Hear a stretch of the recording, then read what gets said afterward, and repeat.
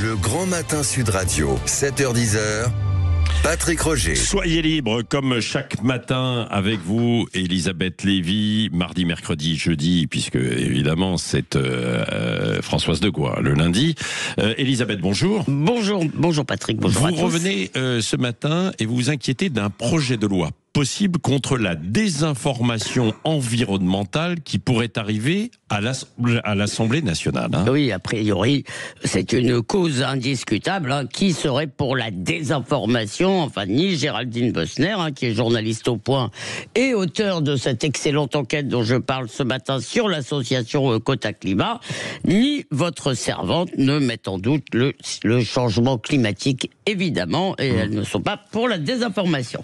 Alors, simplement, pour cette association qui est à la manœuvre sur ce projet de loi dont je vais vous parler et qui défend en réalité les thèses des décroissants, eh bien la désinformation commence dès qu'il y a questionnement. Ce lobby très militant qui bénéficie de beaucoup de soutien et de subventions et qui a pas mal d'influence, on l'apprend dans le Point, eh bien il a créé il y a un an un observatoire des médias sur l'écologie, une sorte de flic qui flique donc une vingtaine de télé et de radio, dont Sud Radio, et dont l'algorithme a détecté en 2025, je cite, 128 cas de désinformation climatique et 373 cas de discours de l'inaction, c'est-à-dire qui décrédibilisent les solutions. Alors attention, qu'est-ce que ça veut dire décrédibiliser les solutions et les acteurs d'ailleurs?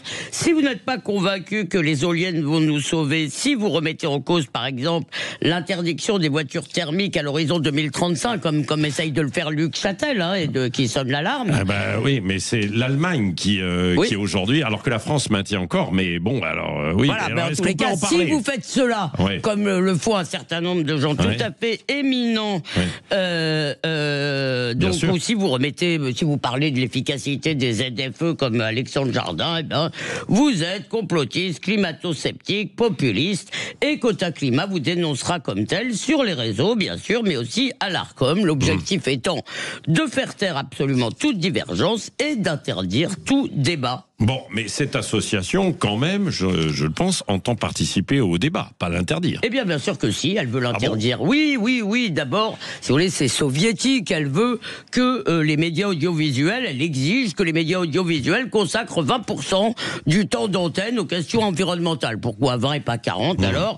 Elle réclame donc le vote d'une loi qui interdirait notamment de minimiser le danger climatique, donc, ou de discréditer, comme on l'a dit, les tenants d'une certaine ligne, d'une certaine politique. Donc c'est vraiment important, c'est pas juste du blabla. Parce que certaines opinions seraient interdites par la loi, tandis qu'il y aurait une vérité officielle, et ceux qui la défendent seraient protégés contre la critique. C'est-à-dire, j'ai pas le droit de dire que, je ne sais pas, Madame Morvan, par exemple, je pense à elle parce que j'ai lu des choses d'elle, me semble non pas du tout pertinentes. Je n'aurais pas le droit de dire cela. D'accord. Donc excusez-moi, c'est quand même des problèmes. Il y a des exemples. Oui, alors par exemple, il y a TF1 qui a été épinglé pour avoir donné la parole à des agriculteurs qui protestaient contre l'excès de normes sans qu'il y ait un contradicteur dans le sujet. Non mais et France Info qui a été dénoncé pour avoir interviewé le PDG de Coca-Cola avant les JO, vous savez, parce que Coca-Cola serait coupable de greenwashing. Quota Climat préfère le brainwashing sans doute, c'est-à-dire le lavage de cerveau. Alors évidemment, ce texte liberticide est soutenu surtout par des élus de gauche et du Nouveau Front Populaire.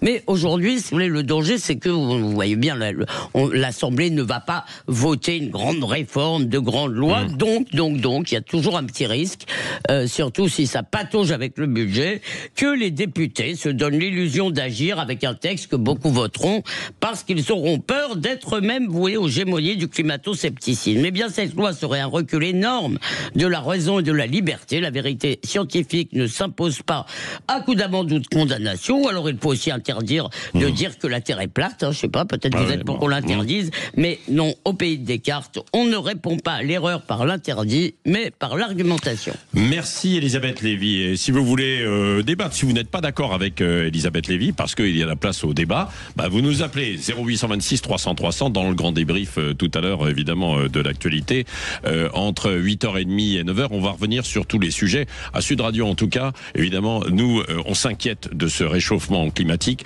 et on donne la parole à beaucoup de gens pour trouver des solutions, bien sûr.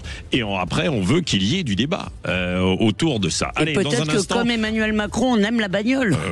Oui, alors ça, c'est autre chose. Mais bon, après, il y a les différents types de voitures, différents types de déplacements. Aurore Berger, ministre de l'égalité entre les femmes et les hommes et de la lutte contre les discriminations, invité politique dans un instant de Jean-François Aquili sur Sud Radio.